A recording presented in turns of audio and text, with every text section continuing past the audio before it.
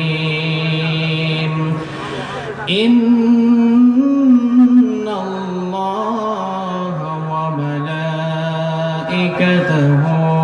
يصلون على النبي يا أيها الذين آمنوا صلوا عليه وسلموا تسليما সবাই দুরূদ ইব্রাহিম পড়েন اللهم صل على محمد وعلى آل محمد كما صليت على إبراهيم وعلى آل إبراهيم إنك حميد مجيد اللهم بارك على محمد وعلى آل محمد كما باركت على إبراهيم وعلى آل إبراهيم إنك حميد مجيد ربي زدني علما ربي زدني علما رب اشرح لي صدري ويسر لي أمري واحلل عقدة من لساني يفقه قولي سبحانك لا علم لنا إلا ما علمتنا إنك أنت العليم الحكيم صدق الله العظيم القرآن পথ এই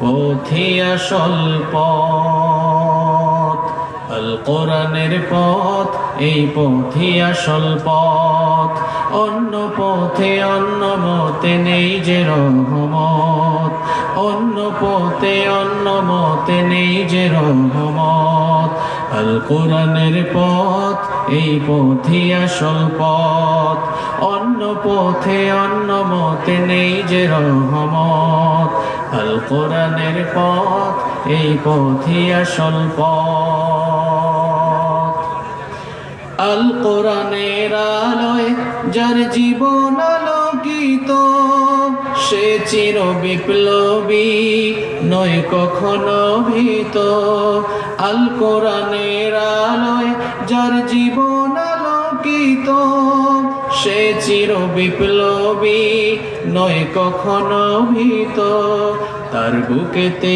শুধুই খোদার অথই মুহাব্বত অথই মুহাব্বত আল কোরআনের পথ এই পথই আসল পথ আল কোরআনের পথ এই পথই আসল পথ অন্য পথে অন্য মতে নেই যে রহমত অন্য পথে অন্য মতে নেই যে রহমত আল কোরআনের পথ এই পথই আসল পথ আল কোরআনের প্রেমে যে বারেক পড়ে যায় দিন কায়েমের তরে সে শহীদ হতে চায় আল কোরআনের প্রেমে যে বারেক পড়ে যায় দিন কায়েমের তরে সে শহীদ হতে চায় সে জিহাদের রাহে গড়ে নিজের ভবিষ্যৎ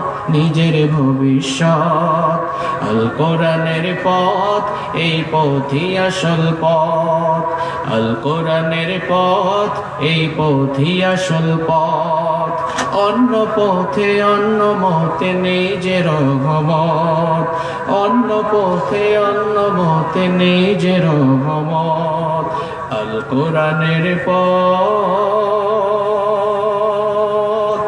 এই পথই আসল পথ পড়েন আলহামদুলিল্লাহ। বাংলাদেশের অত্যন্ত সুপরিচিত এবং ঐতিহ্যবাহী কক্সবাজার জেলার পেকুয়া উপজেলার পেকুয়া সমাজ উন্নয়ন পরিষদের উদ্যোগে আয়োজিত আজকের এই ঐতিহাসিক তাফসীরুল কোরআন মাহফিলের মুহতারাম শ্রদ্ধাভাজন সভাপতি, মঞ্চে উপস্থিত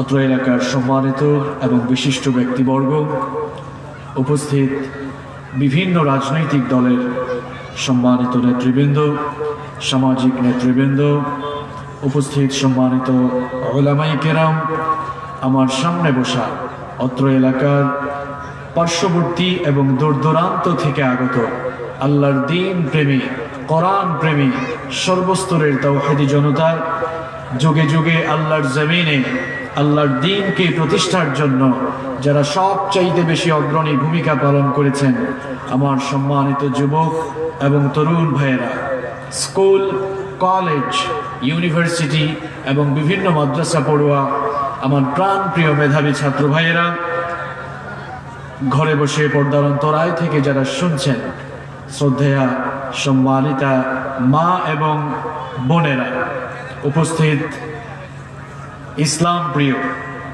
প্রাণ প্রিয় সাংবাদিক ভাইয়েরা, উপস্থিত সম্মানিত প্রাণ প্রিয় সংগ্রামী বীর চট্টলাবাস, আপনারা সবাই কেমন আছেন? পেছনের ভাইরা কেমন আছেন? এদিক থেকে কোনো আওয়াজই আসে না। আপনারা কেমন আছেন? আলহামদুলিল্লাহ। আমাদেরকে ভালো রেখেছেন কে? গোটা দুনিয়ার প্যান্ডামিক এই সিচুয়েশনে ভালো আছি এটা বলতে পারা কিংবা ভালো থাকতে পারা, এটাই হচ্ছে বর্তমান দুনিয়ার সবচেয়ে বড় নিয়ামত, ঠিক কিনা? এই করোনা ভাইরাস এটি হচ্ছে জুনদুম মিন জুনুদিল্লাহ, এটি হচ্ছে আল্লাহ তাআলার পাঠানো একটি সৈনিক। গোটা দুনিয়ার সকল বিজ্ঞান, গোটা দুনিয়ার চিকিৎসা বিজ্ঞানী চিকিৎসকরা আল্লাহ তাআলার পাঠানো একটি অদৃশ্য শক্তির কাছে আজ অসহায় হয়ে গিয়েছে। মাঝে মাঝে চিন্তা করি, গজব তো আল্লাহ তাআলা এজন্যই দেন মানুষ যেন তাদের ভুলগুলো বুঝতে পেরে স্রষ্টার দিকে ফিরে আসে, মহান রবের দিকে, আল্লাহ সুবহানাহু ওয়া তাআলার দিকে মানুষ যেন ফিরে আসে, এজন্যই আল্লাহ তাআলা গজব দেন। কিন্তু কিছু মানুষ খারাপ হতে হতে এত খারাপ হয়েছে, আল্লাহ তাআলার পাঠানো গজব দেখেও সে হেদায়াত নিতে চায় না। হেদায়াত নিতে চায় না বলেই যেখানেই কোরআন সেখানেই বাধা, আছে না নাই? মানুষগুলোর নাম কিন্তু আব্দুল করিম, আব্দুল সত্তার, আব্দুর রহমান, নামটা মুসলমানের, বেশভূষাও মুসলমানের। এই লোকগুলো ইসলামের নাম ধারণ করে, ইসলামের বেশ ধারণ করে চিরকাল ধরে এরা ইসলামকে জবাই করছে। প্রিয় ভাইয়েরা, স্লোগান দিয়েন না, স্লোগান দিয়েন না। শুনেন, আপনাদের এই আবেগগুলো শুধু মাহফিলের ভেতরেই সীমাবদ্ধ থাকে। এই আল্লাহু আকবার স্লোগান মাহফিলের ভেতরেই থাকে, এটা আমরাও জানি, মাহফিলের বাইরে আর নাই। আজকে একটু আবেগ বাদ দিয়ে বিবেক দিয়ে বোঝার চেষ্টা করুন। আসুন জীবন পরিবর্তনমূলক কিছু কথা শুনি, আল্লাহ তৌফিক দেন, বলেন আমিন। আজকের এই মাহফিল বাস্তবায়নের জন্য পেকুয়া সমাজ উন্নয়ন পরিষদের ভাইয়েরা অক্লান্ত পরিশ্রম করেছেন, কষ্ট করেছেন। অনেক কষ্টের বিনিময়ে, অনেক শ্রম, অনেক মেহনতের বিনিময়ে আজকের এই মাহফিল বাস্তবায়ন হয়েছে। আজকের এই প্রোগ্রামকে বাস্তবায়ন করতে গিয়ে প্রশাসন সহ, রাজনৈতিক নেতৃবৃন্দ সহ, আপনাদের অত্র এলাকার মুরব্বিয়ান সহ, এলাকার বিশিষ্ট ব্যক্তিবর্গ সহ, পেকুয়া সমাজ উন্নয়ন পরিষদের যে সকল ভাইয়েরা এই প্রোগ্রামটি বাস্তবায়ন করেছেন, আমরা আল্লাহ সুবহানাহু ওয়া তাআলার কাছে তাদের জন্য উত্তম জাযা কামনা করছি, বলেন আমিন। বিশেষ করে আপনাদের অত্র এলাকার কৃতি সন্তান, আপনাদের সোনার টুকরা ছেলে নিয়ামতুল্লাহ নিজামী ভাই, এই প্রোগ্রাম বাস্তবায়নে তার অনেক কন্ট্রিবিউশন রয়েছে, অনেক কষ্ট করেছেন। আমরা দোয়া করছি নিয়ামতুল্লাহ ভাইকে আল্লাহ তাআলা যেন দ্বীনের জন্য, দ্বীনের একনিষ্ঠ একজন খাদেম হিসেবে কবুল করে নেন। প্রিয় ভাইয়েরা, যেহেতু জুমা পরবর্তী আলোচনা আমি করছি, এজন্য খুব বেশি একটা সময় নেই। আপনাদেরকেও আমি বলবো যে পারস্পরিক কোনো কথাবার্তা না বলে, অপ্রাসঙ্গিক, অহেতুক, অপ্রয়োজনীয় কথাবার্তা না বলে, অনর্থক কোনো আচরণ না করে আমরা যেন সুন্দরভাবে কিছু সময় আল্লাহর কোরআন থেকে কথা শুনতে পারি। এজন্য চমৎকার একটি এনভায়রনমেন্ট, চমৎকার একটি পরিবেশ আপনাদেরকে সৃষ্টি করতে হবে। আমরা বসেছি আল্লাহ তাআলার কিতাব থেকে আলোচনা শোনার জন্য। পৃথিবীতে আল্লাহর কিতাবের চেয়ে দামি কোনো নেয়ামত আকাশের নিচে জমিনের উপরে আর আছে? এটি এমন একটি কিতাব, এই কিতাব যেখানেই যায় ওই জায়গার দাম বেড়ে যায়। যার সংস্পর্শ এই কিতাবের সাথে লেগে যায় তার মর্যাদা বেড়ে যায়। সাইয়েদনা শেরে খুদা আলী কাররামাল্লাহু ওয়াজহাহু তিনি বলেছেন, মাজালিসুল ইলম হিয়া রাউদাতুম মির রিয়াদিল জান্নাহ, যেখানে ইলম তথা কোরআন আর হাদিসের আলোচনা হয় ওই জায়গা কোনো সাধারণ জায়গা থাকে না। কোরআনে কারীমের ইজ্জতে, কোরআনে কারীমের বরকতে ওই জায়গাটিকে আল্লাহ তাআলা জান্নাতের টুকরায় পরিণত করে দেন। সুবহানাল্লাহ, বাড়ি গিয়ে বলেন। প্রিয় ভাইয়েরা, আপনারা যে ময়দানে বসে আলোচনা শুনছেন, যে মাঠে বসে আলোচনা শুনছেন, এটি আজ সাধারণ কোনো মাঠ নয়। কোরআনে কারীমের আলোচনা এই ময়দানে হয়েছে বলে এই ময়দানটিরও দাম বাড়িয়ে দিয়েছেন কে? তো ময়দানের দাম যদি বেড়ে যায়, এই মাঠের দাম যদি বেড়ে যায়, আপনারা যারা এই মাহফিলে কোরআনের টানে, কোরআনের ভালোবাসায় ছুটে আসলেন, আপনাদের দাম আল্লাহর কাছে কম না বেশি? তখনই বেশি হবে যখন কোরআনের সাথে আপনারা সম্পর্ক স্থাপন করতে পারবেন। এটি এমন একটি কিতাব যার সাথেই এর সংস্পর্শ লেগে যায় তার মর্যাদা বেড়ে যায়। কিভাবে দেখেন, আল্লাহ তাআলার অসংখ্য অগণিত ফেরেশতা রয়েছে, কিন্তু যেই ফেরেশতা এই কিতাব নিয়ে এসেছেন সেই ফেরেশতার নাম কি? হায় হায়, বেকুয়ার মানুষ জানে না সেই ফেরেশতার নাম কি? জিব্রাইল না, জিব্রিল। একটু সঠিক প্রনাউন্সিয়েশনটা আপনারা শিখে যান। ওই ফেরেশতার নাম হচ্ছে জিব্রিল। ফেরেশতার নামটা কি? আল্লাহ তাআলার অসংখ্য অগণিত ফেরেশতাকুলের মধ্য থেকে জিব্রিল এই কোরআন নিয়ে এসেছেন বলে, কোরআন নিয়ে রাসূলের কাছে এসেছেন বলে তার মর্যাদা অন্যান্য ফেরেশতার চেয়ে বাড়লো না কমলো? কথাগুলো বুঝে বুঝে জবাব দিবেন। পৃথিবীতে আল্লাহ তাআলা মানবতার হেদায়েতের জন্য অসংখ্য অগণিত পয়গাম্বার পাঠিয়েছেন, কিন্তু যেই নবীর উপরে আল্লাহ তাআলার এই কিতাব কোরআন এসেছে সেই নবীর মর্যাদা অন্যান্য নবীদের চাইতে কম না বেশি? শুধু কি বেশি নাকি সব চাইতে বেশি? পৃথিবীতে অসংখ্য ভাষা রয়েছে, যেই ভাষায় এই কিতাব নাজিল হয়েছে সেই অ্যারাবিক ল্যাঙ্গুয়েজ, আরবি ভাষার দাম সবচাইতে কম নাকি সবচাইতে বেশি? অপেকুয়ার মুসলমানরা ভালো করে শোনেন, আল্লাহর কিতাবই কোরআন যার সাথেই তার সংস্পর্শ লেগে যায় তারই মর্যাদা বেড়ে যায়। যেই ফেরেশতা এই কোরআন নিয়ে আসলেন ওই ফেরেশতার দাম বেড়ে গেল। যেই নবীর উপরে এই কোরআন নাজিল হলো সকল নবীদের উপরে তার মর্যাদা বেড়ে গেল। যেই ভাষায় কোরআন নাজিল হলো পৃথিবীর সমগ্র ভাষার উপরে এই ভাষার মর্যাদা বেড়ে গেল। আবার আপনারা দেখেন, বছরের মধ্যে 12টি মাস রয়েছে, যেই মাসে আল্লাহ তাআলা কোরআন নাজিল করেছেন সেই মাসের নাম কি? সেই মাসটিকে আল্লাহ তাআলা কোরআনের সাথে সংশ্লিষ্ট করে দিয়ে এই মাসের পরিচয় আল্লাহ কোরআনের সাথে সম্পর্কিত করে দিয়ে পরিচয় দিচ্ছেন, শাহরু রমাদানাল্লাযী উনজিলা ফীহিল কুরআন। রমাদান এটি সেই মাস যেই মাসে আল্লাহ তাআলা কোরআন নাজিল করেছেন।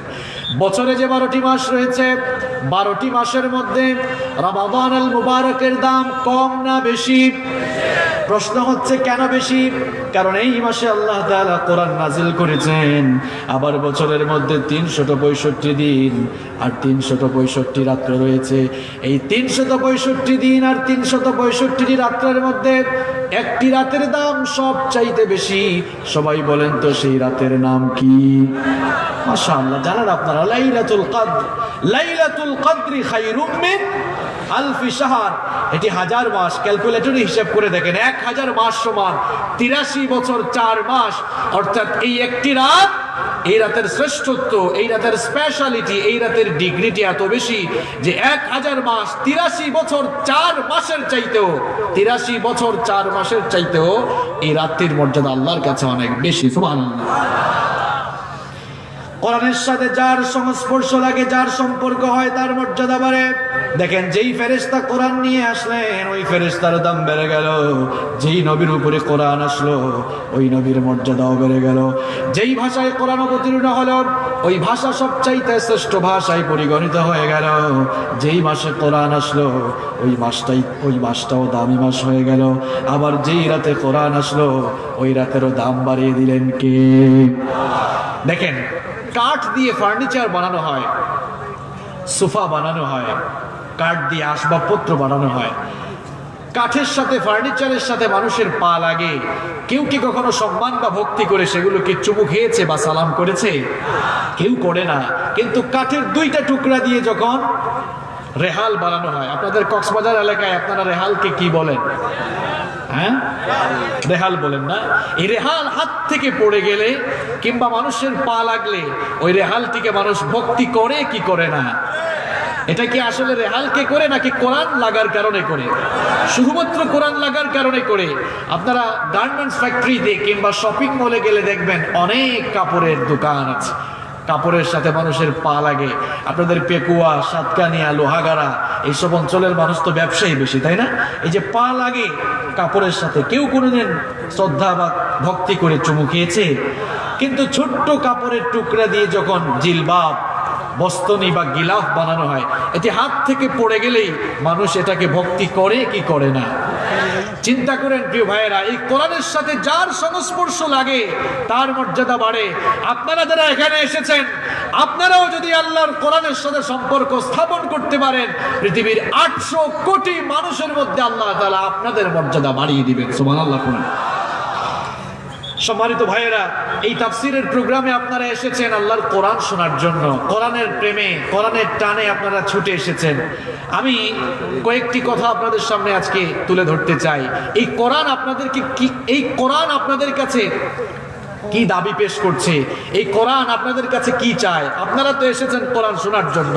এখন আমি আপনাদেরকে শোনাচ্ছি যে আল্লাহ তাআলার এই কিতাব কোরআন আপনাদের কাছে কি চায়, কোরআনের দাবি আপনাদের কাছে কি, সেই বিষয়গুলো আমি আপনাদের সামনে আজকে তুলে ধরবো ইনশাআল্লাহ।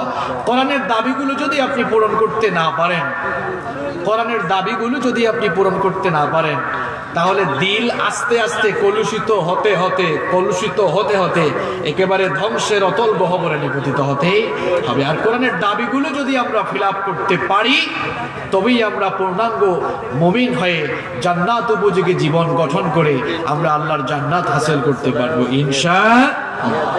আমাদের প্রতি কোরআন 8টি দাবি পেশ করেছে। জোরে কোন কয়টা? আমি কিন্তু মুখস্থ করায়া ছাড়বো, বুঝতে পেরেছেন? আমাদের প্রতি, আপনার প্রতি, আমার প্রতি কোরআন কয়টি দাবি পেশ করেছে? এই 8টি দাবি পূরণ করতে না পারলে আপনি জান্নাতে ঢুকতে পারবেন না। আপনার প্রতি কোরআন যে 8টি দাবি পেশ করেছে, এই দাবি যতক্ষণ না আপনি পূরণ করতে পারবেন, ফিল আপ করতে পারবেন, ততক্ষণ জান্নাতের আশা করে কোনো লাভ হবে না। আসেন আমরা শুরু করি। আমাদের প্রতি কোরআনের 1 নাম্বার দাবি হচ্ছে আল্লাহ তাআলার এই কিতাবটা পড়তে শিখা, পড়তে জানা। আহারে, আমি হাত তুলায় লজ্জা দিতে চাই না। আপনারা এখানে এসেছেন, আমি যদি বলি যে কোরআন 100% বিশুদ্ধ করে তেলাওয়াত কে কে জানেন, আমার তো মনে হয় 97 বা 98% হাত এখান থেকে উঠে যাবে। গোটা দুনিয়ায় মুসলমানরা কেন মার খাবে না বলেন আমাকে? গোটা দুনিয়ায় মুসলমানরা এজন্যই মার খাচ্ছে, এজন্যই অধঃপতিত হচ্ছে, কারণ আল্লাহ তাআলা তাদেরকে জীবন পরিচালনার যে গাইডলাইন দিয়েছেন, ওই গাইডলাইন তারা এখনো বিশুদ্ধ করে তেলাওয়াত করতেই জানে না।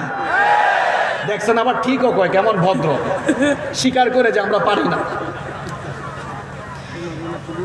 যুবক আর তরুণ ভাইয়েরা, আমি কথাগুলো আজকে যুবক তরুণদেরকে উদ্দেশ্য করে বলতে চাই। তুমি অনার্স, মাস্টার্স, পিএইচডি করার জন্য বিদেশে যেতে চাও। বিদেশে যাওয়ার জন্য তুমি ইংলিশ ল্যাঙ্গুয়েজের কোর্স করো, আইএলটিএস করো, টুফেল করো, জিআরই করো, আবার চায়নায় যাবে, এই জন্য চাইনিজ ল্যাঙ্গুয়েজের কোর্স করে চুয়াং ওয়াং ওয়াং আছে না নাই? আবার কোরিয়ায় যেতে চায় কোরিয়ান ল্যাঙ্গুয়েজের কোর্স করে, জার্মানিতে যেতে চায় জার্মানির ল্যাঙ্গুয়েজের কোর্স করে। এটা আপনি করবেন, কোনো অসুবিধা নাই।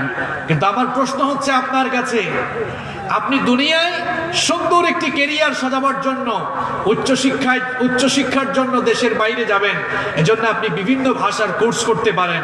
এখানে আপনি সময় বিনিয়োগ করেন, টাকাও বিনিয়োগ করে আইএলটিএস এক্সামের জন্য 20,000 টাকা দিয়ে দেয়। কিন্তু আপনার বিবেকের কাছে আমার প্রশ্ন, যেই কিতাব শিখলে একটি জান্নাত উপযোগী জীবন আপনি গঠন করবেন, যেই কিতাব শিখলে আপনি জান্নাতের দিশা পাবেন, ওই কিতাব শেখার জন্য কত টাকা খরচ করেছেন, কিংবা ওই কিতাবের তেলাওয়াত শেখার জন্য আপনার জীবনের কি পরিমাণ সময় আপনি বিনিয়োগ করেছেন, এই প্রশ্ন আপনার বিবেকের কাছে আমি রাখলাম। কোথায় সময় চলে যাচ্ছে? যুবক আর তরুণ ভাইয়েরা, যারা স্কুলে পড়ো, কলেজে পড়ো, ইউনিভার্সিটিতে পড়ো, তোমাকে বলছি আমি, তুমি বিশ্ববিদ্যালয়ে পড়ো, তুমি যখন ইংরেজিতে কথা বলো খুব চমৎকার করে ইংরেজিতে কথা বলতে পারো, কিন্তু তুমি আউযুবিল্লাহ বিসমিল্লাহ শুদ্ধ করে পড়তে জানো না। আমি তোমাকেই বলছি, তুমি সুন্দর করে ইংরেজিতে কথা বলতে পারো, তুমি হয়তো উচ্চশিক্ষায় শিক্ষিত হয়ে কিংবা ডক্টরেট ডিগ্রি নিয়ে খুব নামধারী একজন লোক তুমি হয়ে যেতে পারো, দেশের স্বনামধন্য একজন মানুষ হয়ে যেতে পারো, কিন্তু আমি তোমাকেই বলছি, তুমি যদি কোরআন শিখতে না পারো, আল্লাহর জান্নাতের গন্ধও তুমি পাবা না। প্রিয় ভাইয়েরা, আজ পেকুয়ার এই ঐতিহাসিক মাহফিলে এই সিদ্ধান্ত নিয়ে বাড়ি ফিরেন যে কোরআন আমাকে শিখতে হবে, কারণ এই কিতাব দিয়েছেন কে? এই কিতাব দিয়েছেন কে? আপনি কোচিং করতে পারেন এত টাকা দিয়ে, এত সময় বিনিয়োগ করতে পারেন, কোরআন শিখতে 2-3 মাসের বেশি সময় লাগে না। কেন আপনি কোরআন শিখেন না? আচ্ছা, আপনি যে কোরআন শিখছেন না, আপনি তো নামাজ আদায় করছেন, আপনার নামাজ কি হচ্ছে? কারণ নামাজ আদায়ের জন্য, নামাজ কবুল হওয়ার জন্য একটি গুরুত্বপূর্ণ শর্ত হচ্ছে বিশুদ্ধ তেলাওয়াত জানা। এখন আপনি তো কোরআন আপনার মতো বলেন, কোরআনের মতো কোরআন পড়েন না, কিংবা কোরআন যেভাবে পড়া দরকার সেভাবে পড়ে না। কয় হুজুর আমরা তো কোরআন পারি, কিরকম? কয় আলাম তারা কাইফা ফাআলা রাব্বুকা, এরকম পড়ে, মানে তার মতো যেখানে মন চায় সেখানে টান দেয়। এই আপনার মতো এরকম কোরআন পড়লে কোরআন হবে? কথা কর না কেন? হবে? এটা কোন জাতের পড়া আপনি পড়েন? আপনি তো এখনো বিশুদ্ধ করে তেলাওয়াত শিখলেন না। কি জবাব দিবেন আল্লাহর কাছে? বয়স তো 20 বছর হয়ে গেল, 25 বছর হয়ে গেল, 30 বছর হয়ে গেল, দাড়ি পেকে গেল, চুল পেকে গেল, কখন আর কোরআন শিখবেন? এই কোরআন শেখা মুসলমানদের জন্য নফল, তাই না? যারা বললো না তাদের জন্য নফল মনে হয়। কথা কর না কেন? কোরআন শেখা কি? কোরআন শেখা কি? আপনি তো কোরআনই শিখলেন না। কোন শয়তানের সঙ্গে বসবাস আপনার? কোন ইবলিসের সাথে বন্ধুত্ব আপনার? কারণ শয়তান মানব সন্তানকে যে কাজটি করাবার জন্য সবচাইতে বেশি লেগে থাকে, সেই কাজটা কি জানেন? শয়তান কখনো মানব সন্তানকে, একটা আদম সন্তানকে, মুমিনকে কখনো কোরআনের কাছে যেতে দেয় না, কোরআন শিখতে দেয় না। কারণ কোরআন শিখে ফেললেই তো সে শয়তানকে চিনে ফেলবে, আল্লাহ চিনে ফেলবে। এজন্য ধোঁকা দিয়ে দিয়ে যদি আপনাকে কোরআন থেকে দূরে রাখতে পারে, শয়তানের লাভ আছে না নাই? কথা বলেন, আছে না নাই?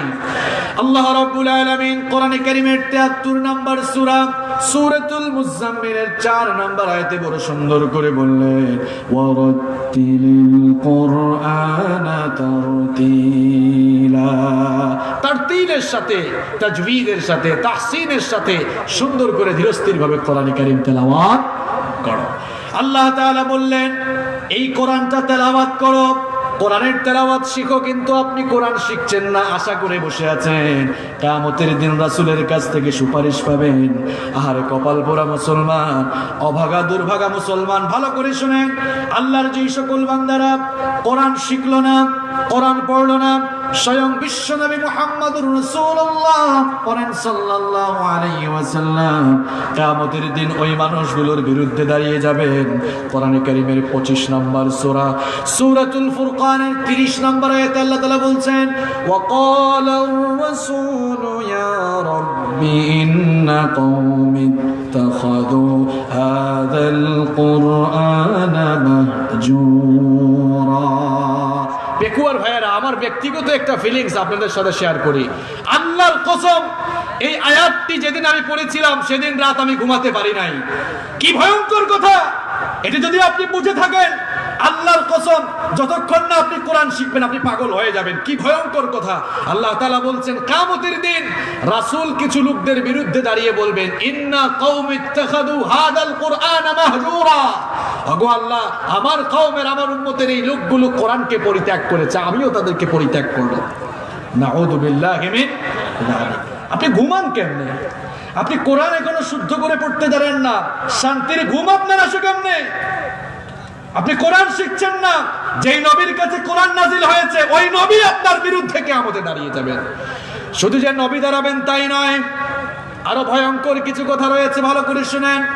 কোরআনে কারীমের 20 নম্বর সূরা, সূরাতুত তাহা এর 124 থেকে 126 নম্বর আয়াতে আল্লাহ পাক সুন্দর করে বলছেন, ওয়ামান আরাদা আন যিকরি ফাইন্না লাহু মাঈশাতান দানকা ওয়া নাহশুরুহু ইয়াওমাল কিয়ামাতি আ'মা। প্রিয় ভাইরা ভালো করে শুনেন, আল্লাহ তাআলা বলছেন যারা আমার জিকির অর্থাৎ কোরআন থেকে মুখ ফিরিয়ে নেয় তাদের জন্য আমি 3টি শাস্তি রেখেছি। জুড়ে বলেন কয়টা? আরো জুড়ে কয়টা? কোরআন যারা শিখছেন না, কোরআন যারা পড়ছেন না, কোরআন থেকে যারা গাফেল হয়ে গিয়েছেন, উদাসীন হয়ে গিয়েছেন, কোরআনে কারীমে রব্বুল আলামিন বলছেন যারা আল্লাহর কোরআন শিখবে না, কোরআন থেকে মুখ ফিরিয়ে নিবে, কোরআন পড়বে না, বুঝবে না, মানবে না, এদের জন্য আল্লাহ পাক 3টা শাস্তি রেখেছেন। একটা শাস্তি হচ্ছে দুনিয়ায়, 2টা শাস্তি হচ্ছে মরার পরে। 1 নম্বর শাস্তি হচ্ছে ফাইন্না লাহু মাঈশাতান দানকা। আল্লাহ পাক বলছেন আমি তাদের জীবনকে সংকীর্ণ করে দেব। মুফাসসিরিনে কেরাম এই মাঈশাতান দানকার ব্যাখ্যায় লিখেছেন জীবনটাকে দুই ভাবে সংকীর্ণ করা হতে পারে।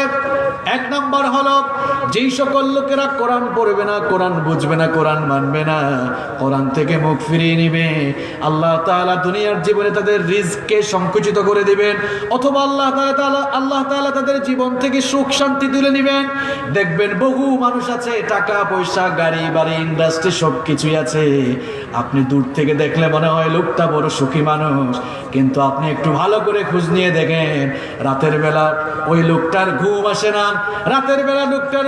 না, ঘরের ভেতরে শান্তি নাই, বউ পরকিয়া করে, কিংবা বউ তাকে জুতার বাড়ি দিয়ে পিটায়, অথবা ঘরের মধ্যে গন্ডগোল আছে। এর কারণ কি? গাড়ি আছে, বাড়ি আছে, টাকা আছে, পয়সা আছে, রাজনীতি আছে, প্রভাব আছে, প্রতিপত্তি আছে, ক্ষমতা আছে, ডিসি এসপি কত কিছু হয়ে গেল, এরপরেও কেন জীবনে সুখ শান্তি নাই? এই আয়াতে আল্লাহ পাক বলছেন যারা আমার কোরআন থেকে মুখ ফিরিয়ে নিবে এদেরকে টাকা পয়সা, গাড়ি বাড়ি, প্রভাব প্রতিপত্তি, ক্ষমতা দেওয়া হলো, আমি আল্লাহ তাদের জীবন থেকে সুখ শান্তি তুলে নেব। কথাটা কার? আমি নিজে এরকম বহু মানুষ পেয়েছি, নিজের দেখা, অনেক টাকা পয়সা, কই হুজুর রাতের বেলা ঘুম আসে না। তোর ঘুম আসবে কেমনে? সারাক্ষণ তো কোরআন বিরোধিতা আছে না নাই? 1 নম্বর শাস্তি হলো আল্লাহ পাক বলছেন বাহিরে তোমরা এদেরকে ফুলা দেখো, খুব সুন্দর নাদুস চেহারা দেখো, আসলে ভেতরে এদের কোনো সুখ শান্তি নাই, সুখ শান্তি তুলে নিয়েছেন কে? আর 2 নম্বর শাস্তি হলো এদের কবরটাকে আল্লাহ সংকুচিত করে দিবেন, এমন সংকুচিত করে দিবেন কবরের এক পাশের মাটির সাথে আরেক পাশের মাটি যখন লেগে যাবে, এক পাশের পাঁজর গিয়ে আরেক পাশের পাঁজরের মধ্যে এরকম ঢুকে যাবে। এটা হচ্ছে তাদের কবরের শাস্তি। আর 3 নম্বর শাস্তি হলো আল্লাহ পাক বলছেন ওয়া নাহশুরুহু ইয়াওমাল কিয়ামাতি আ'মা। কিয়ামতের দিন আল্লাহ তাআলা এদেরকে অন্ধ অবস্থায় হাসরের ময়দানে উঠাবেন। কি অবস্থায়? অন্ধ অবস্থায়। এই লোকগুলো যখন অন্ধ অবস্থায় হাসরের ময়দানে একত্রিত হবে তখন তারা আল্লাহর কাছে ফরিয়াদ করে বলবে ক্বালা রাব্বি লিমা হাশারতানি আ'মা ওয়া ক্বাদ কুনতু বাসীরা। তারা বলবে ওগো আমাদের রব, দুনিয়ায় তো আমরা চক্ষুষ্মান ছিলাম, চোখে দেখতে পেতাম, তাহলে হাসরের ময়দানে আমাদেরকে অন্ধ করে উঠালে কেন? আল্লাহ তাআলা তখন জবাব দিবেন ক্বালা কাযালিকা আতাতকা আয়াতুনা ফানাসিতাহা ওয়া কাযালিকাল ইয়াওমা তুনসা।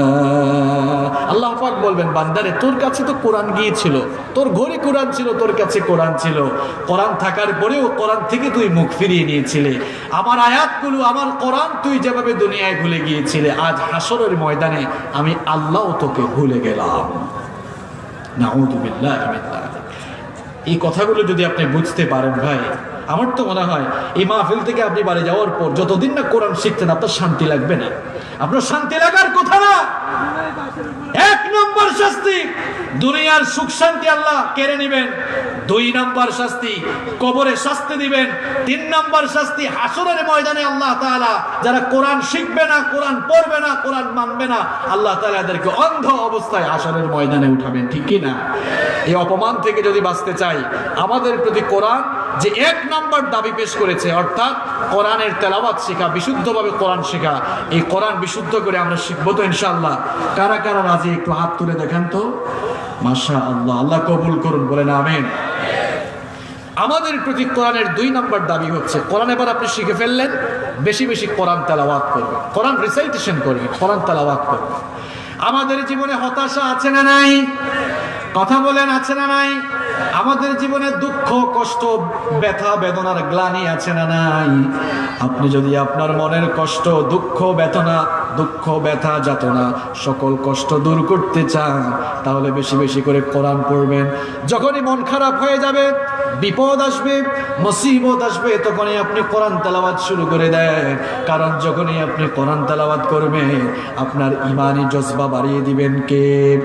আল্লাহ রাব্বুল আলামিন কোরআনে কারীমের ৮ নম্বর সূরা, সূরাতুল আনফালের ২ নম্বর আয়াতে বলছেন, ইন্নামাল মুমিনুনা আল্লাযীনা ইযা যুকিরাল্লাহু ওয়াজিলাত কুলুবুহুম ওয়া ইযা তুলিয়াত আলাইহিম আয়াতুহু যাদাতুহুম ঈমানা ওয়া আলা রাব্বিহিম ইয়াতাওয়াক্কালুন। আল্লাহ পাক বলেন, নিশ্চয়ই মুমিন তো তারা যাদের সামনে আল্লাহর নাম স্মরণ করা হলে তাদের কলিজাটা ভীত হয়ে যায়, কলিজা কেঁপে উঠে, অন্তর কেঁপে উঠে। আর মুমিন তো তারাই যাদের সামনে আল্লাহর আয়াতগুলো তেলাওয়াত হলে পরে তাদের ঈমান আরো বেড়ে যায়। আপনি কোরআন যত বেশি তেলাওয়াত করবেন, আপনার মনের দুঃখ, বেদনা, যাতনা, কষ্ট, গ্লানি সব কিছু দূর করে দিবেন কে? বেশি বেশি কোরআন তেলাওয়াত করবেন। আমার যুবক আর তরুণ ভাইদেরকে আমি কথাগুলো একটু বেশি গুরুত্ব দিয়ে বলছি। যুবক আর তরুণ ভাইয়েরা, তোমরা যখন সকালবেলা ঘুম থেকে উঠে তোমাদের পড়াশোনা শুরু করো, ফজরের নামাজ শেষ করে আগে কোরআন পড়ো। কারণ কোরআন পড়ে যদি দিনটা শুরু করতে পারো, ওই দিনের সকল কাজে বরকত দিবেন কে? আর কোরআন যদি তুমি তেলাওয়াত করতে পারো, কোরআনের সাথী যদি তুমি হয়ে যেতে পারো, আমার নবী বড় সুন্দর করে বলছেন, ইকরাউল কোরআন ফাইন্নাহু ইয়াতি ইয়াউমাল কিয়ামাতি শাফিআন লিআসহাবিহি। আল্লাহর নবী বললেন, তোমরা বেশি বেশি করে কোরআন তেলাওয়াত করো, কারণ কিয়ামতের দিন কোরআন তার তেলাওয়াতকারীর জন্য সুপারিশকারী হয়ে যাবে। তাহলে কোরআনের সুপারিশ পেতে হলে, শাফায়াত পেতে হলে বেশি বেশি করে আল্লাহর কোরআন তেলাওয়াত করার দরকার আছে না নাই? কোরআন তেলাওয়াত যেমন করব, তেমনি কোরআন তেলাওয়াত বেশি বেশি শুনবো। যখনই অবসর আছেন আপনি কোরআন তেলাওয়াত শুনেন। আপনারা এখন কোরআন তেলাওয়াত বেশি বেশি শুনছেন, কোরআনের মাহফিলে বেশি বেশি আসছেন বলে নাস্তিক, মুরতাদ, বাম রাম যারা, এদের মাথা খারাপ হয়ে গিয়েছে। কেন খারাপ হয়ে গিয়েছে? কারণ তাদের পুকুরের জিয়ানো মাছ সব, তাদের পুকুরের সকল জিয়ানো মাছ এখন ইসলামের পুকুরে চলে যাচ্ছে। এজন্য হাঁস, মুরগি, চূড়া যারা, এদের মাথা খারাপ হয়ে গিয়েছে। আসলে কোনো আলেম ওলামাদের বিরোধিতা এদের মুখ্য উদ্দেশ্য নয়। আমি তো সব সময় বলি, ইসলাম বিরোধী রাম বাম নাস্তিক মুরতাদরা কখনো কোনো ব্যক্তি বা দলকে টার্গেট করে কাজ করে না, বরং তারা গোটা মুসলিম উম্মাহ, আলেম ওলামা ধ্বংসের ষড়যন্ত্র নিয়ে তারা কাজ করে। কিন্তু আমাদের অনুভূতি, প্রিয় ভাইরা বসেন, আপনাদের এত আবেগ দেখায়, খালি স্লোগান দেন, আল কোরআনের আলো ঘরে ঘরে জ্বালো। আর আপনাদের এইসব এলাকায় আরেকটা স্লোগান দেয়, কয় সংসদে জ্বালো। এসব ফালতু স্লোগান বাদ দেন, নিজের অন্তরে আগে কোরআনের আলো জ্বালান। আউযুবিল্লাহ বিসমিল্লাহ জানে না, কয় ঘরে ঘরে আগুন এই মানে করবে কোরআনের আলো জ্বালতে, নিজের অন্তরে আগে জ্বালাননি। এজন্য স্লোগান চেঞ্জ করে দিতে হবে। এখন নতুন স্লোগান, আল কোরআনের আলো মানুষের হৃদয়ে হৃদয়ে, অন্তরে অন্তরে জ্বালো। আপনি মানুষের অন্তরে কোরআনের আলো জ্বালায় দেন, দেখবেন এই মানুষগুলোই সমাজকে আলোকিত করে দিবে। আর আপনারা যারা চান, আপনারা সকলেই চান যে ইসলামের আলোকে শুধু বাংলাদেশ নয়, গোটা বিশ্ব পরিচালিত হোক। আপনারা চান কি চান না? এই চাওয়াটা শুধু চাওয়ার মধ্যেই সীমাবদ্ধ থাকবে না। ইমাম মাহদী আসবেন।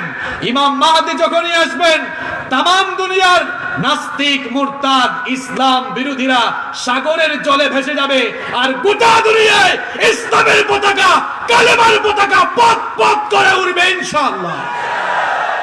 আমাদের কাঙ্ক্ষিত স্বপ্ন পূরণ হবে ইনশাআল্লাহ।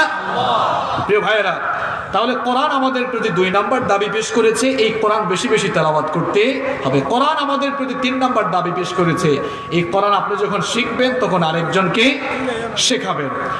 খায়রুকুম মান তাআল্লামাল কুরআনা ওয়া আল্লামা, সহিহ বুখারীর বর্ণনা। যে কোরআন শিখে এবং মানুষকে কোরআন শেখায় তারা হচ্ছে সবচেয়ে উত্তম। আমি প্রায় সময় একটা কথা এভাবে বলি, কোরআনের ছাত্র হতে পারা কিংবা কোরআনের শিক্ষক হতে পারা, এটা অনেক বড় সৌভাগ্যের একটি ব্যাপার।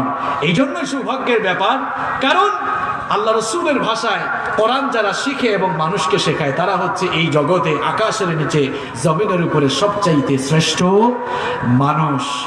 কোরআনওয়ালা লোকদেরকে আমরা চিনলাম না, হামেলে কোরআন যারা, এই কোরআন যারা পড়লো, কোরআন যারা রিসার্চ করলো, এখন তাদেরকে আমরা ধর্মের অপব্যাখ্যাকারী বলি। কি আজীব অবস্থা! বুখারী শরীফ পড়াইতে পড়াইতে চুলদারি পেকে গিয়েছে, এই লোকগুলাকে এখন কয় যে এরা ধর্মের সঠিক ব্যাখ্যা দিতে জানে না। যারা আউযু বিল্লাহ বিসমিল্লাহ শুদ্ধ করে পড়তে জানে না, তারাই এখন আউযু বিল্লাহ বিসমিল্লাহ ওয়ালাদের ভুল ধরে। এটা ভালো লক্ষণ না, এগুলো কিন্তু কিয়ামতের আলামত। এগুলো কিয়ামতের আলামত। হাঁস মুরগি চুর যারা, এখন তারাই হয়ে গেছে ধর্মের সবচেয়ে বড় মুফতি। আর বুখারী শরীফ পড়াইতে পড়াইতে একেবারে চুলদারি পেকে গিয়েছে, এই লোকগুলো এখন ধর্মের অপব্যাখ্যাকারী হয়ে গিয়েছে। আর মুখ দিয়ে যা আসে তাই বলে। আলেম ওলামা কি আপনার গ্রামের আব্দুল গরিব আর আব্দুল সত্তারের মতো সাধারণ মানুষ নাকি না? আল্লাহ রাসূলের ভাষায় ইন্নাল উলামা আওরাসাতুল আম্বিয়া, উলামায়ে কেরাম হচ্ছেন আল্লাহর জমিনে নবীদের প্রতিনিধিত্বকারী, ঠিক কি না? যার উসিলায় সিন্নি খাও তাদেরকেই তো তুমি ছিল না। উলামায়ে কেরাম এরা হচ্ছেন এই জাতির শ্রেষ্ঠ সন্তান। এই উলামাদেরকে আজে বাজে কথা বলা যাবে না। এরা সম্মানিত মানুষ, মর্যাদা সম্পন্ন মানুষ। এদেরকে সম্মান করে কথা বলা শিখতে হবে, এদেরকে মর্যাদা দিয়ে কথা বলা শিখতে হবে। আলেম ওলামাদেরকে গালি দেওয়া এটি ভালো মানুষের কাজ না, কারণ উলামায়ে কেরাম হচ্ছেন নবীগণের ওয়ারিস। নবীদেরকেও দিন বিরোধীরা গালিগালাজ করত। এখন যারা নবীদের উত্তরসূরিদেরকে গালিগালাজ করে, এরাও ওই দিন বিরোধীদের প্রেতাত্মা। আর এরা পিতৃ পরিচয়হীন অবৈধ জারদ সন্তান ছাড়া আর কিছুই হতে পারে। আলেমদের প্রতি এত জ্বালাপুরা কেন? তোমার মা বাপের বিয়ে কি আলেম পড়ায় নাই? এত জ্বালাপুরা কেন? আলেমদেরকে দেখলে কিছু মানুষের দেখবেন অটোমেটিক চুলকানি শুরু হয়, আছে না নাই? এত চুলকানি কেন? আলেমদেরকে দেখলেই যদি এত চুলকানি বেড়ে যায়, তোমার জন্ম নিয়েই তো সন্দেহ আছে। মা বাপের বিয়ে কি আলেম পড়ায় নাই? তোমার মা বাপকে গিয়ে জিজ্ঞেস করো, আলেম দেখলে এত জ্বালাপুরা কেন? এই আলেম কিন্তু তুমি মরলে জানাজা দিবে। এখন যারা বেশি লাফালাফি করছে, আলেমরাও তাদেরকে চিহ্নিত করে রাখছে, এই সকল লোকদেরকে কোনো আলেম জানাজা দিবে না। এত ভালো লাগে না কেন আলেমদের? কি সমস্যা তোমার? এটা শাহজালালের দেশ, এটা শাহপুরানের দেশ, এটা শাহ আমানতের দেশ। অলিয়াউলিয়ারা এই জমিনকে এসে সুন্দর করে সাজিয়েছেন। এই জমিনে আল্লাহর দ্বীনের বিরোধিতা করে কেউ টিকে থাকতে পারবে? প্রিয় ভাইয়েরা, কোরআন যেমন আমরা শিখবো, মানুষকেও কোরআন শেখাবো। আপনারা মানুষকে কোরআন গিফট করবেন। কোরআন গিফট করলেই ওই লোকটা কোরআন পড়লেই সওয়াব আছে না নাই? বিয়ে শাদীতে যখন যান অনেক গিফট নিয়ে যান, অসুবিধা নাই, সাথে একটা কোরআন নেবেন, সাথে একটা কি নেবেন? সবচেয়ে ভালো হয় যদি কোরআনের তাফসীর অনুবাদ করা যেগুলো আছে সেগুলো নিতে পারলে আরো ভালো। মানুষ কোরআন শিখবে, কোরআন জানবে, এতে করে আপনারও সওয়াব আছে না নাই?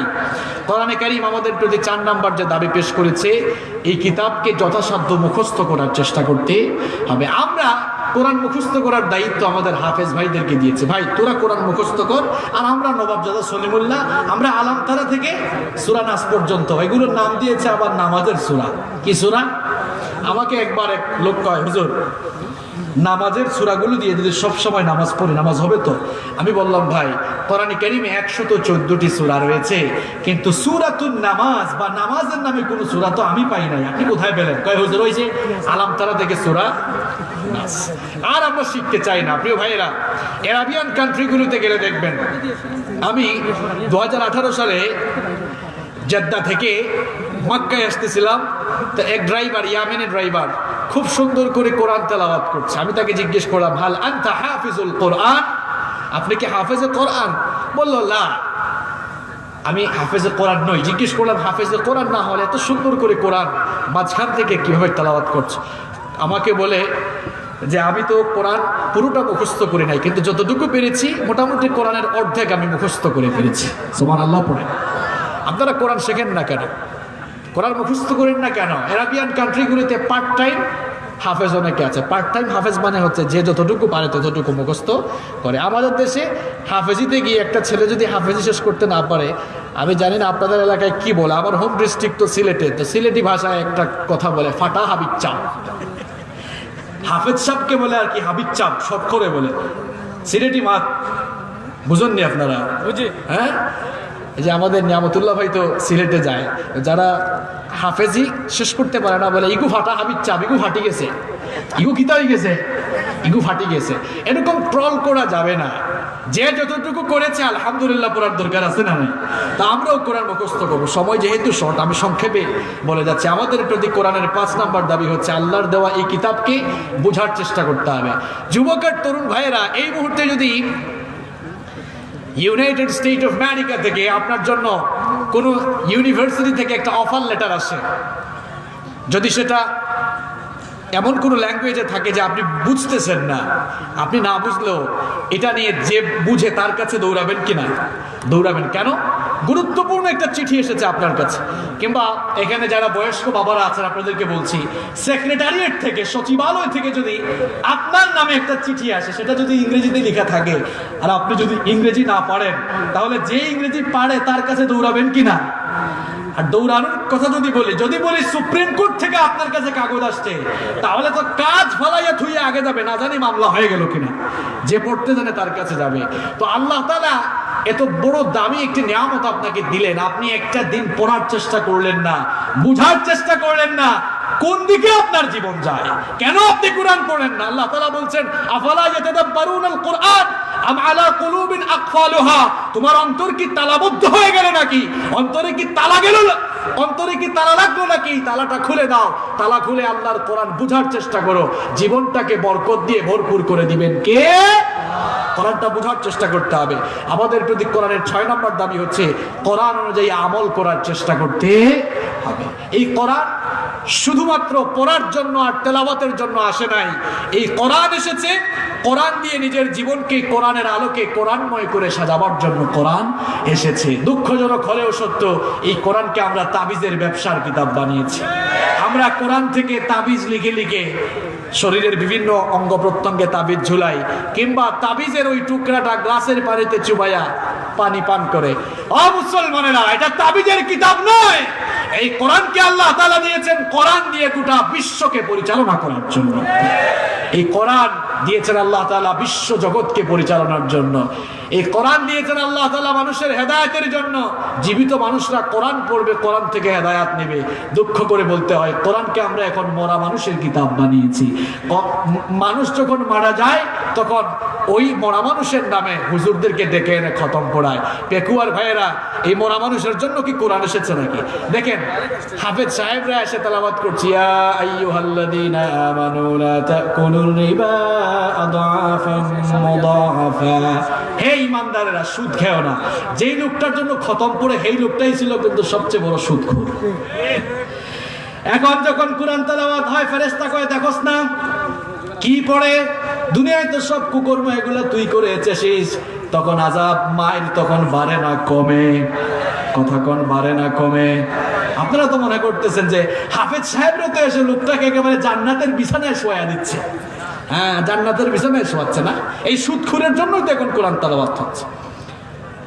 মরে যাওয়া সুদখুরের জন্য কোরআন আসে নাই। জীবিত সুদখুরকে সুদখুর থেকে ঈমানদার বানানোর জন্য কোরআন এসেছে।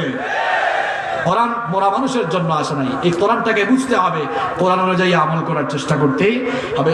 আমাদের প্রতি কোরআনের 7 নম্বর দাবি হচ্ছে মানুষের কাছে কোরআনের দাওয়াত পৌঁছাতে হবে। আমাদের প্রতি কোরআনের 8 নম্বর এবং সর্বশেষ দাবি হচ্ছে এই কোরআন দিয়ে সবকিছু পরিচালনা করতে হবে। আহারে, কোরআন আমাদের কাছে আছে, কিন্তু এই কোরআন দিয়ে আমরা আমাদের নিজের ব্যক্তি জীবন পরিচালনা করি না, নিজের পারিবারিক জীবন পরিচালনা করি না, নিজের সমাজ জীবন পরিচালনা করি না, রাষ্ট্রীয় জীবন পরিচালনা করি না। এই জন্য আযাব আর গজব আমাদের উপরে নেমে এসেছে। প্রিয় ভাইয়েরা, এটা শুধু ধর্মীয় কিতাব নয়, it's the problem solving methodology. এই কোরআনে কারীম হচ্ছে সকল সমস্যার সমাধানকারী একটি গ্রন্থ। সকল সমস্যার সমাধান দিতে পারে, সবাই বলেন, সকল সমস্যার সমাধান দিতে পারে। সমাধান চাও যদি জীবনে মরণে, ফিরে যাও খুঁজে নাও চোখ রাখো কোরআনে। সমাধান চাও যদি জীবনে মরণে, ফিরে যাও খুঁজে নাও চোখ রাখো কোরআনে। If you want a solution in here and hereafter, go back, have a look on the holy Quran. সমাধান চাও যদি জীবনে মরণে, ফিরে যাও খুঁজে নাও চোখ রাখো কোরআনে। তবেই পাবে সুখ শান্তির ঠিকানা, তবেই পাবে সুখ শান্তির ঠিকানা, যদি মেনে নাও তুমি মনে প্রাণে।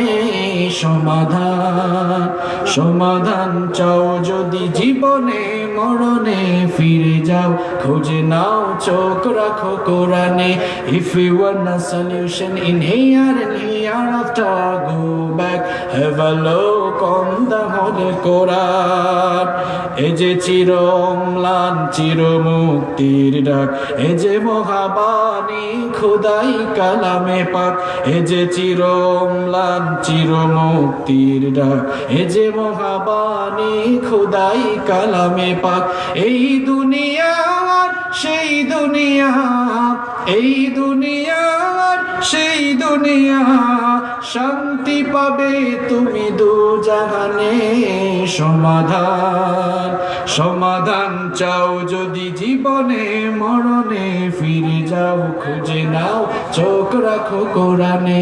If you want a solution in here and hereafter, go back, have a look on the holy Quran. সমাধান চাও যদি জীবনে মরণে, ফিরে যাও খুঁজে নাও চোখ রাখো কোরআনে। এ বাণী সকলের নয় শুধু মুমিনের, যারাই চলবে মেনে ফল পাবে কোরআনের। এ বাণী সকলের নয় শুধু মুমিনের, যারাই চলবে মেনে ফল পাবে কোরআনের। ঘরে বলো কিংবা রাষ্ট্রে বলো, ঘরে বলো কিংবা রাষ্ট্রে বলো, অশান্তি দূর করে শান্তি আনে। সমাধান, সমাধান চাও যদি জীবনে মরণে, ফিরে যাও খুঁজে নাও চোখ রাখো কোরআনে। If you want a solution in here and hereafter, go back, have a look on the holy Quran. সমাধান চাও যদি জীবনে মরণে, ফিরে যাও খুঁজে নাও চোখ রাখো কোরআনে। If you want a solution in here and hereafter, go back, have a look on the holy Quran. ঠিক কি না? এই কোরআন ছাড়া সমাধান পাওয়া যাবে। কোরআন নিজের ব্যক্তি জীবনে যেমন থাকবে, নিজের পারিবারিক জীবনে, সমাজ জীবনে, রাষ্ট্রীয় জীবনেও কোরআন থাকার দরকার আছে না নাই? এই কোরআনে কারীমের ভেতরে সব কিছু আছে না নাই? আল্লাহ রাব্বুল আলামিন বলছেন, وَنَزَّلْنَا عَلَيْكَ الْكِتَابَ تِبْيَانًا لِكُلِّ شَيْءٍ وَهُدًى وَرَحْمَةً وَبُشْرَى لِلْمُسْلِمِينَ। এমন একটি কিতাব আপনার উপরে অবতীর্ণ হয়েছে যেখানে কোনো কিছু আমি বাদ দেই নাই। মা ফাররাতনা ফিল কিতাবি মিন শাই, কিছুই বাদ দেওয়া হয় নাই। এই কিতাবের ভেতরে মানুষের ব্যক্তি জীবন, পারিবারিক জীবন, সমাজ জীবন, রাষ্ট্রীয় জীবন, আন্তর্জাতিক জীবন, সব কিছুর সমাধান দিয়েছেন কে? এই কোরআন দিয়ে যখন সমাজ রাষ্ট্র চলে, তখন দায়িত্বশীল যারা থাকেন, জনপ্রতিনিধি যারা থাকেন তাদের ভেতরে দায়িত্বানুভূতি জাগ্রত হয়, জবাবদিহিমূলক অনুভূতি জাগ্রত হয়। কিরকম জবাবদিহিমূলক অনুভূতি জাগ্রত হয় শুনেন। চমৎকার একটি ঘটনা বলে আমরা আজকে শেষ করতে চাই। যেখানে কোরআনের শাসন আছে সেখানে ইনসাফ আছে না নাই? দেখেন কোরআনওয়ালা শাসনের ইনসাফের নমুনা কেমন। সাইয়েদনা ওমর ইবনুল খাত্তাব রাদিয়াল্লাহু আনহু তিনি যখন খলিফা, তিনি যখন আমিরুল মুমিনিন, আমার ভাইরা ওমর ইবনুল খাত্তাব রাদিয়াল্লাহু আনহুর মর্যাদা কেমন ভালো করে বুঝেন। আমার নবী বলেছেন লা নাবিয়্যা ওয়ালা রাসূলা মিন বাদি, আমার পরে কোনো নবী নাই, আমার পরে কোনো রাসূলও নাই। লাউ কানা নাবিয়্যাম মিন বাদি লাকানা উমর, আমার পরে কেউ যদি নবী হতো, আমার পরে কেউ যদি নবী হওয়ার যোগ্যতা রাখতো, তাহলে আমার ওমর আমার পরে নবী হয়ে যেত। সুবহানাল্লাহ। সেই ওমর যখন অর্ধ পৃথিবীর শাসন করতাম, আমিরুল মুমিনিন সাইয়েদনা ওমর ইবনুল খাত্তাব রাদিয়াল্লাহু আনহু ঘরের মধ্যে বসে রাষ্ট্রীয় কাজ করছেন। এমন সময় তার কিছু আত্মীয়-স্বজন তার সাথে দেখা করার জন্য আসলেন। দরজায় এসে নক করলেন।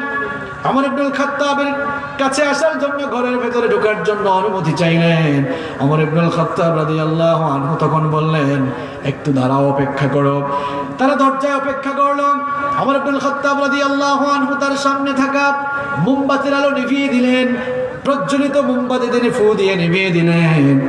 এরপরে আবার নতুন কয়েকটা মোমবাতি জ্বালালেন। এরপরে তাদেরকে বললেন, এবার ভেতরে আসতে পারো। এরা ভেতরে ঢুকেই কিউরিওসিটি নিয়ে জানতে চাইল, গো খলিফাতুল মুসলিমিন, আমিরুল মুমিনিন, আপনার সামনে তো কিছু মোমবাতি প্রজ্বলিত ছিল, সেগুলো নিভিয়ে দিয়ে আবার নতুন মোমবাতি জ্বালালেন কেন? সাইয়েদনা ওমর ইবনুল খাত্তাব রাদিয়াল্লাহু আনহু তখন বললেন, তোমরা তো আমার আত্মীয়-স্বজন, আমার কাছে মনে হয় ব্যক্তিগত কাজে এসেছো। তোমরা আসার আগ পর্যন্ত আমি রাষ্ট্রের টাকায় কেনা মোমবাতি দিয়ে রাষ্ট্রের কাজ করছিলাম। তোমাদেরকে এই জন্যই অপেক্ষা করতে বললাম। তোমরা যদি ভেতরে ঢুকে যাও আর রাষ্ট্রের টাকায় কেনা মোমবাতি দিয়ে যদি তোমাদের সাথে ব্যক্তিগত আলাপ আমি করতে যাই, তাহলে তো রাষ্ট্রের সাথে খেয়ানত হয়ে যাবে। এই খেয়ানত যেন না